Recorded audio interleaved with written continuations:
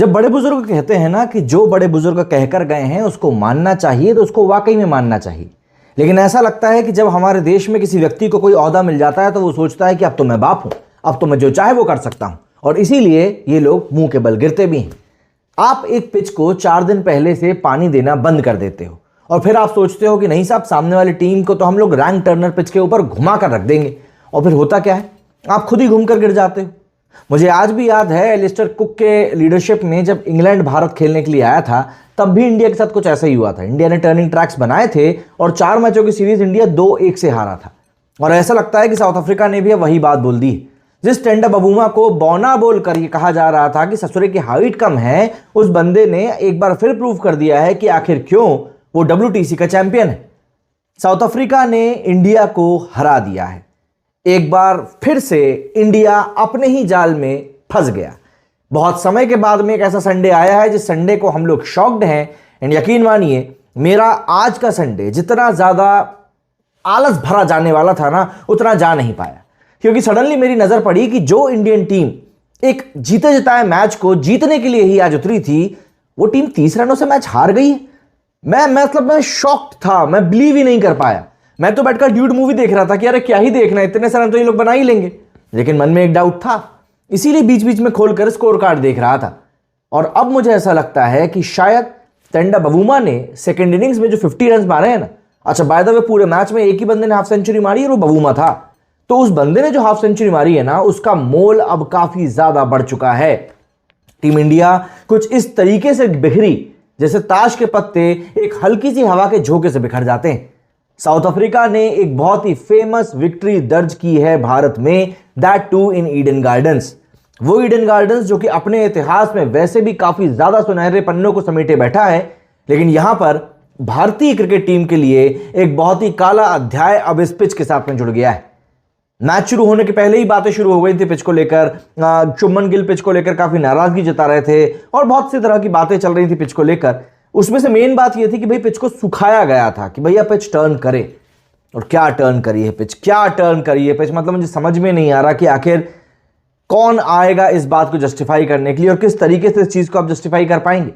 बहुत हद तक ये मतलब शर्मनाक से भी शर्मनाक बात हो चुकी है। मैं आपको इससे ज्यादा अब क्या ही बोलूंगा। जिस तरीके का ये पूरा मैच गया है ना, उसमें आप सिर्फ और सिर्फ टीम इंडिया को ही ब्लेम कर सकते हो। There is no one else जिसको कि आप बोलो कि भाई तुम्हारी गलती थी या तुम्हारी गलती थी। एंड अगर मैं टीम इंडिया की भी बात करूं तो उसमें सबसे ऊपर नाम एक ही बंदे का आएगा, and that person is none other than Gautam गंभीर।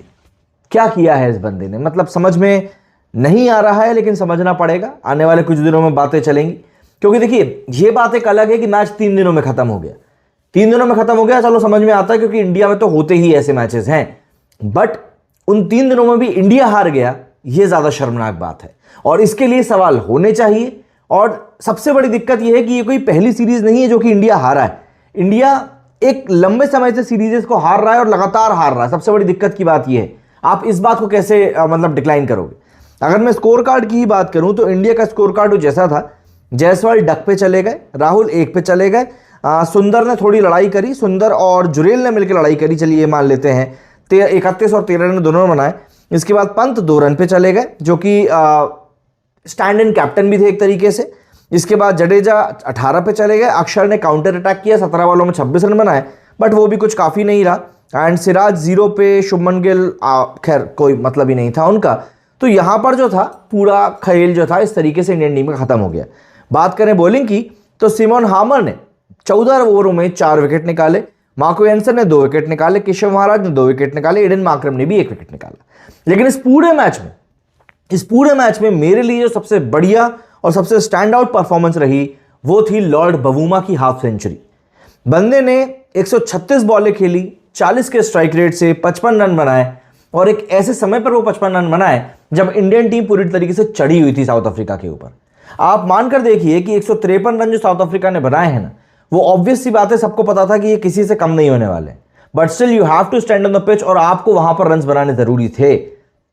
बबूमा ने वहां पर खड़े होकर जो पारी खेली है, वो यकीन मानिए प्रोटियस का जो कॉन्फिडेंस बढ़ाएगी, वो बात अलग ही लेवल पर जाएगी।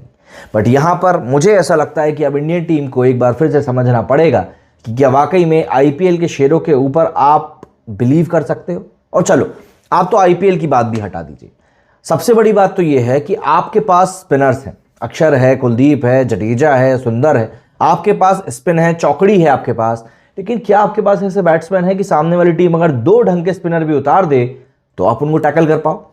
क्योंकि यहां पर तो ऐसा नहीं लग रहा है कि इनके पास में ऐसे बैट्समैन हैं जो पेशेंस के साथ में स्पिन को खेल सके। बेशक आज क्रिकेट खेलने का अंदाज बदल चुका है, लेकिन जिस तरीके से टेस्ट मैच को खेला जाता था वो आज भी नहीं बदला है। आज की तारीख में भी टेस्ट मैच में आपको पेशेंस चाहिए, ग्रिट चाहिए, एप्लीकेशन चाहिए, टेक्निक चाहिए, मतलब आपके बेसिस पूरे कवर्ड होने चाहिए। आईपीएल में लंबे लंबे छक्के मारने की गारंटी आप इस बात को लेकर नहीं ले सकते कि आप टेस्ट मैच में अपने आप को अप्लाई कर पाओगे। देखिए, ये उस तरह के मैचेस होते हैं जहां पर कि आपको खूंटा गाड़ना पड़ता है। शौशी सुंदर की अगर हम लोग पारी की बात करें तो बंदे ने इस मैच में कहां गई भैया इनिंग, हाँ, बंदे ने इस मैच में भी 92 बॉल्स खेलकर 31 रन स्कोर किए हैं, 33 का स्ट्राइक रेट रहा। सुंदर को जो काम दिया गया है नंबर 3 की पोजीशन पर, बंदे ने वो काम बिल्कुल बखूबी किया है, लेकिन सवाल फिर वही उठता है कि बाकी लोग क्या कर रहे थे। ऐसा लगता है कि सुंदर को तो शायद एक समय पर समझ में भी आ गया था कि हाँ, यहां पर इस चीज को करना पड़ेगा और शायद तभी हम लोग इस मैच को बचा पाएंगे, लेकिन बाकी लोगों का क्या बाकी लोग समझने को तैयार नहीं थे या बाकी लोग समझना नहीं चाहते थे? अब इस बात को भी समझना पड़ेगा, क्योंकि वाकई में बात अब हद से ज्यादा गुजर रही है। पिछले एक समय से जिस तरीके से इंडियन टीम इंडिया में ही परफॉर्म कर रही है, देखिए मैं वेस्ट इंडीज जैसी टीमों के अगेंस्ट हुए टूर को इतना कोई तवज्जो नहीं देता हूं, वहां पर तो बुमराह नहीं भी खेलता तो चल जाता, लेकिन अगर इस तरह के मैचेस में आप अपने ही घर में हार रहे हैं तो फिर सोचना पड़ेगा कि भैया समस्या क्या है। 2 मैचेस की सीरीज है और आप घर में उसमें से मैचेस हार रहे हो तो फिर क्या करोगे? WTC के टेबल में हमारे पास में टॉप 2 पोजीशंस में एक पोजीशन अटेन करने का चांस था अगर हम लोग साउथ अफ्रीका को यहां पर धूल चटाते, लेकिन यहां पर साउथ अफ्रीका ने प्रूव कर दिया है कि क्यों आखिर इस टीम को WTC चैंपियन माना जा रहा है सही मायनों में। इस टीम को पता है किस तरीके से खेलना है, किस तरीके से अप्लाई करना है, किसका क्या रोल है, हर एक चीज यहां पर बढ़िया तरीके से डिफाइंड है। लेकिन इंडियन टीम में total confusion, total chaos. Shubman Gill नहीं थे, ये बात समझी जा सकती है, बट स्टिल इंडिया में इतने सूरमा हैं कि आप ये तो नहीं कह सकते कि भाई ये टीम खेलने लायक नहीं है। आप 100 रन भी स्कोर नहीं कर पा रहे हो मैच के तीसरे। अब या तो आप पिच को दोष दे सकते हो या फिर आप अपनी बैटिंग टेक्निक को दोष दे सकते हो। और सबसे बड़ी बात, जिन खिलाड़ियों के ऊपर आप भरोसा करके चल रहे हो कि नहीं ये खिलाड़ी आने वाले समय में हमें बड़ी जीत दिला सकते हैं, उन खिलाड़ियों का क्या उन खिलाड़ियों के ऊपर कोई दारोमदार नहीं होना चाहिए? क्या उन खिलाड़ियों के ऊपर कोई फोकस नहीं होना चाहिए? देखिए, बातें आने वाले समय में बहुत होने वाली है, मैं इस बात से डिनाई नहीं कर रहा हूं, लेकिन उन बातों के साथ साथ सॉल्यूशन भी निकालना पड़ेगा, वरना इस तरह की हार जो हम लोग घर पे झेल रहे हैं, ये हार आने वाले दिनों में बहुत चुभने वाली है। हो गया अब कि चलो 12 साल से नहीं हारे थे तो अब हार गए, वो वाला फंडा नहीं है। अब तो सारे चेंजेस करवा लिए ना गौतम गंभीर के हिसाब से, जो चाहिए वो मिल रहा है बंदे को, तो फिर रिजल्ट भी तो हमको मिलना चाहिए ना। और अगर रिजल्ट नहीं मिल रहा है तो भाई ये सवाल तो होंगे। अब आप बताइए आपके मन में क्या चल रहा है इस बात को लेकर। मेरे इस वीडियो में फिलहाल इतना ही। जय हिंद, जय भारत।